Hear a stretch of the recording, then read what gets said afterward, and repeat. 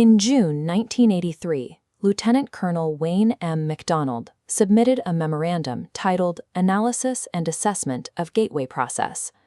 For decades, the contents of this document remained classified.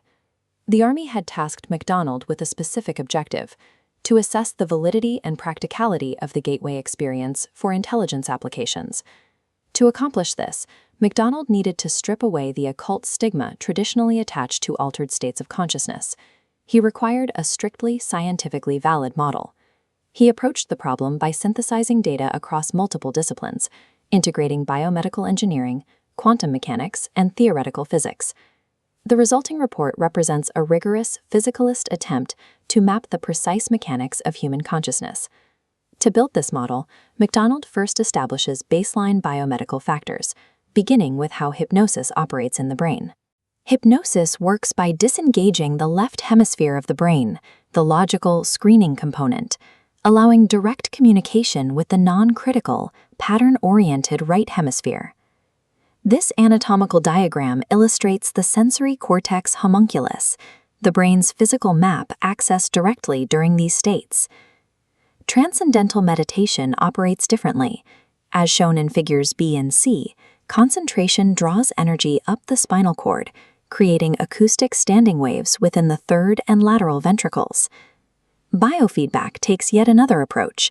It trains the left brain to visualize specific results, granting it controlled access to the right brain's pleasure or pain centers. The Monroe Institute's gateway experience, using a technique called Hemi-Sync, diverges from all three. It actively drives both the left and right hemispheres into equal amplitude and frequency simultaneously. McDonald compares the natural human mind to a standard lamp emitting energy in a chaotic, diffused manner.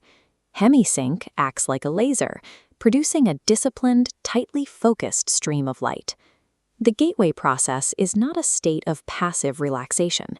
It requires a high coherence concentration of mental energy. This synchronization is achieved through the frequency following response.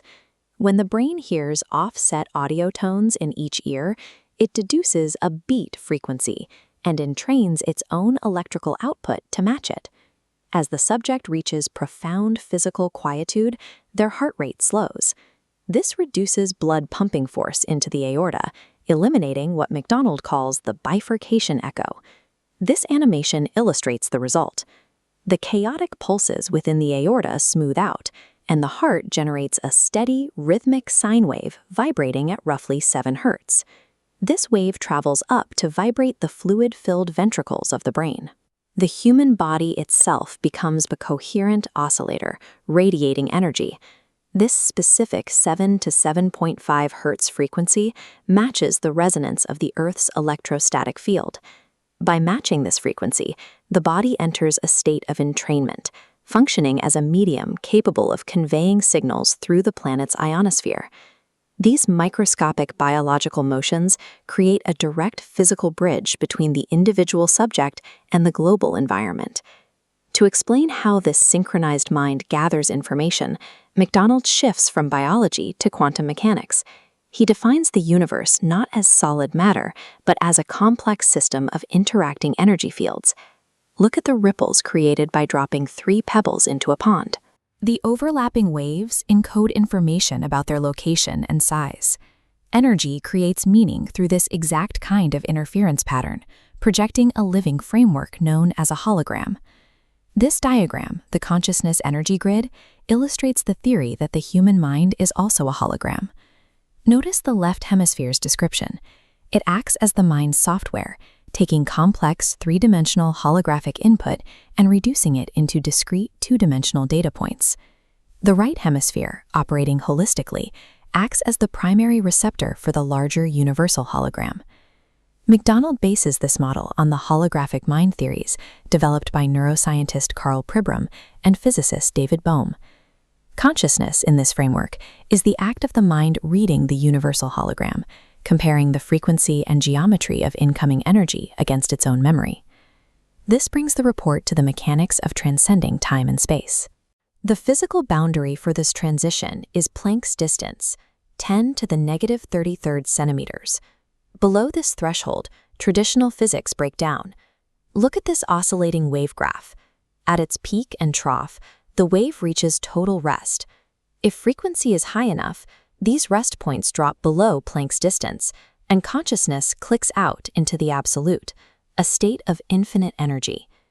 As the wave frequency accelerates beyond the speed of light, it achieves virtual continuity, merging into a solid beam. Because the consciousness wave pattern is no longer confined by the physical limits of the body's location, the subject can achieve an out-of-body state.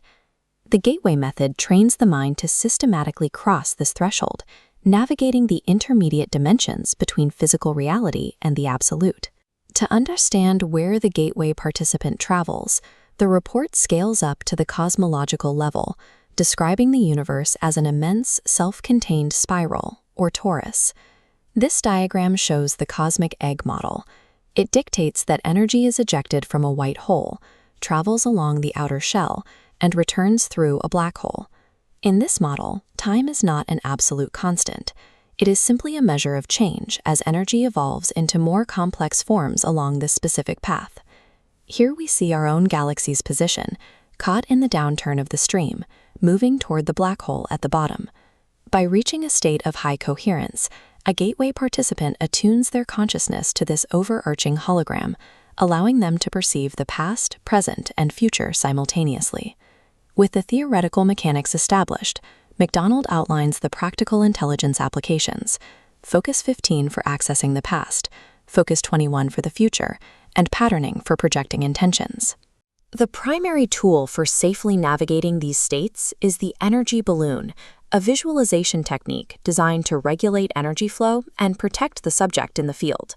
McDonald concludes that human consciousness, once freed from the physical body, is a distinct mirror image of the absolute. From the microscopic firing of a neuron to the massive spiral of the cosmological torus, the same physical patterns of energy apply.